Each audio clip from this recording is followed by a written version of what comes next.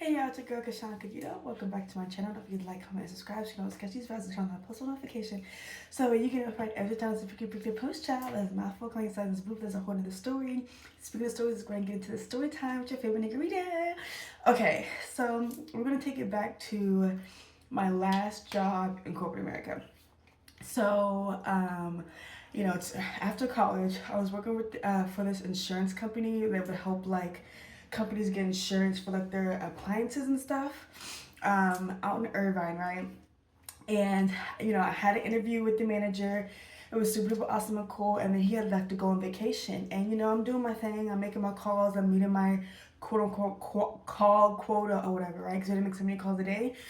And because of that, I forget what they call, but the person who helps with like interviews, they had reached a manager from a different department, which on the other side had reached out to that person, and she contacted me and said, "Hey, this manager on the other side really wants you to like work for her team or whatever, right?" She was like, "More money, less work," and I was like, "Girl, you're speaking my language, yes, right?"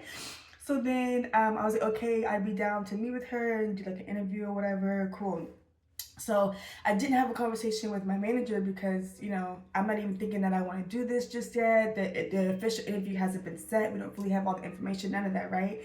So I'm like, okay. So then, and I'm still doing my thing. Now, mind you, in between calls, I was, on my phone doing my little social media stuff, etc., and making things do what it does because I was still trying to like build my social media presence and stuff online. So it gets back to the manager that I wanted to have a meeting with the other manager, right?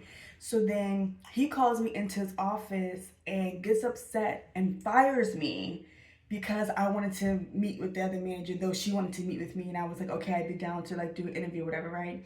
Where he was like, well, I was the one that hired you, and blah blah blah. So he got his feelings, got all emotional and all this other kind of stuff. So he's like, and also you've been doing social media on the clock, and I'm like, well, how would you know that? Because I looked at the ceiling and there are no cameras. So is there a hidden camera or something, or what's going on? But it's like also I was doing that like on my break, like I wasn't doing anything wrong. Like when I was on my calls, I was on my calls, and that was that.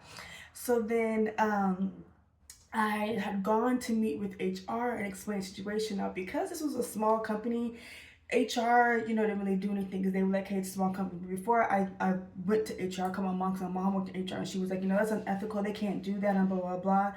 So I went to meet with HR, again, because it's a small company, they didn't do anything. There was no one to really call and like report things to, none of that, right? And also there was a clicker. We had like a gate garage that we had to go into. So he took my clicker before lunch. So when I left, I had to wait for security to come and let me out because I couldn't even get out the gate on my own.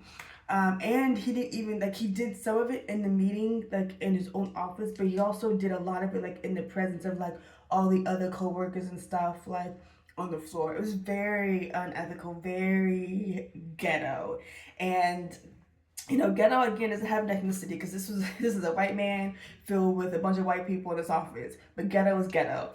And that was the last time I actually worked in corporate America.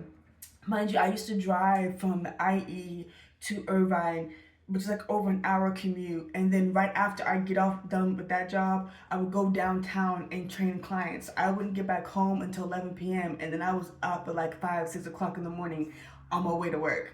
So I was hustling and getting in traffic over an hour to work and then over an hour from Irvine to downtown. So it was like I was really doing what I needed to do to make things happen. But when that happened, I was like, fine, I'll just find a way to make fitness, like a full-time career and make social media a thing. And that's what I did. And that was, when I had eventually gone and worked with doing the connections with training downtown after Orsini, Da Vinci, Lorenzo, and all the other kind of stuff, through management paying me or whatever. So my point is, if there's a dream that you have, there is a way to make it happen.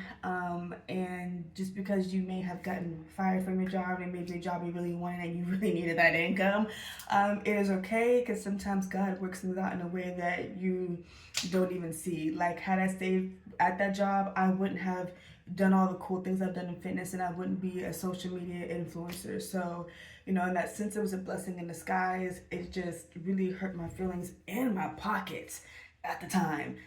So yeah, here we are. But going on 10 years later, and your girl's doing her thing. Well, you know, right now I'm struggling, but we're making a hopefully I have a story about this situation now, like I have about a story of that situation. Okay, I make it happen.